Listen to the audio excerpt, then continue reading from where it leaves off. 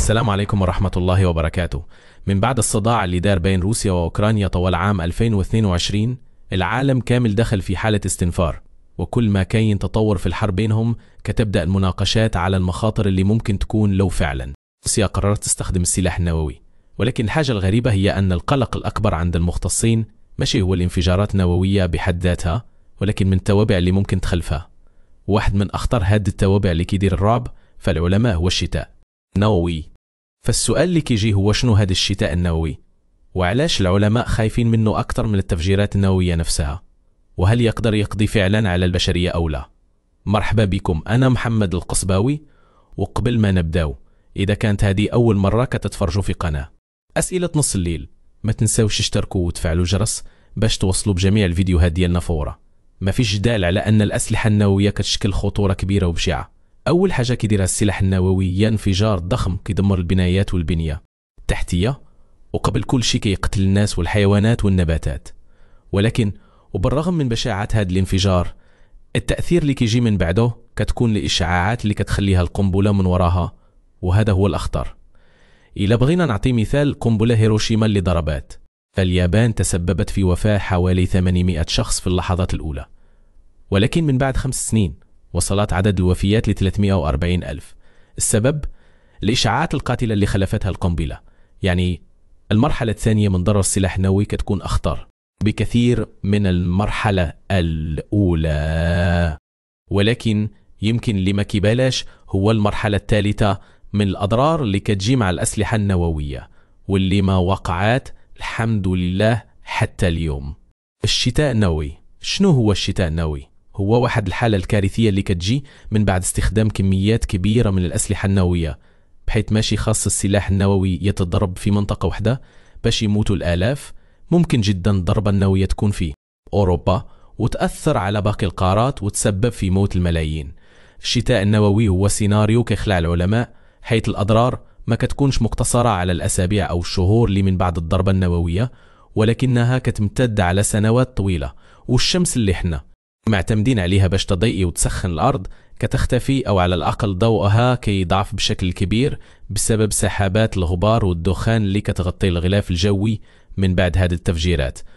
وهنا كيجي اسم الشتاء النووي، حيث الأرض كلها كتولي بحال في حالة شتاء مستمر. كيفاش كيوصلوا العلماء لهذا الاستنتاج؟ مع تطور الحواسيب، العلماء بدأوا يعتمدوا على المحاكاة الرقمية باش يتوقعوا السيناريوهات اللي ممكن تقع في حالة حدوث حرب نووية. على سبيل المثال، جوج علماء من ناسا، ألان روبوك وبرايان تون، داروا محاكاة لحرب نووية صغيرة ما بين الهند وباكستان، بحيث تصوروا أنه لو تم استخدام 100 قنبلة نووية شنو غادي يوقع. الحاسوب دار محاكاة لهذا السيناريو وكانت النتائج صادمة. غبار أسود وغازات سامة غادي تملأ الطبقات العليا من الغلاف الجوي وتمنع دخول ضوء الشمس، الشيء اللي غادي يبرد الأرض ويحولها لحالة من البرد القارس. وهذه حالة ممكن تستمر من عام حتى ل4 سنوات، ومن بعد هذه المدة الأضرار غادي تبقى مستمرة حتى ل10 سنوات أو حتى 25 سنة. تصور معايا في هذا السيناريو الناس غادي تلاقي صعوبة في زراعة أي نوع من النباتات، والحيوانات غادي تموت، وحتى الأسماك في البحار والمحيطات غادي تتضرر من الإشعاعات اللي غادي يبقى على قد الحياة من انفجارات. غادي يواجه ندرة الغذاء، أمراض قاتلة بحال السرطانات والحروق، وحتى جروح بسيطة غادي تولي تهديد خطير على الحياة. لكن رغم كل هذه الكوارث، العلماء ماشي متفقين أن البشرية غادي تنقرض تماما.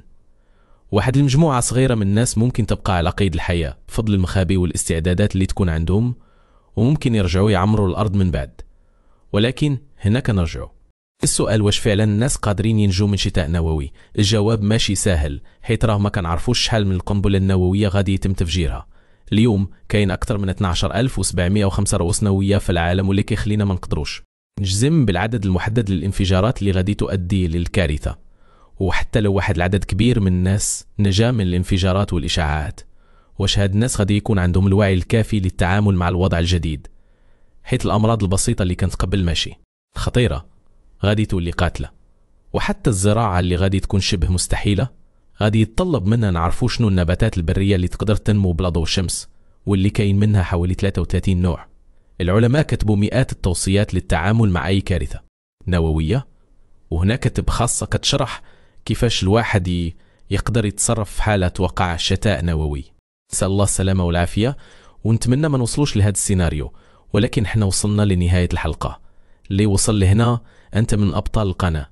ما تنسوش ديروا لايك باش نعرف شحال من واحد وصل للنهاية، وإذا عندكم شي ترشيحات لحلقات جديدة اكتبوها لينا في التعليقات.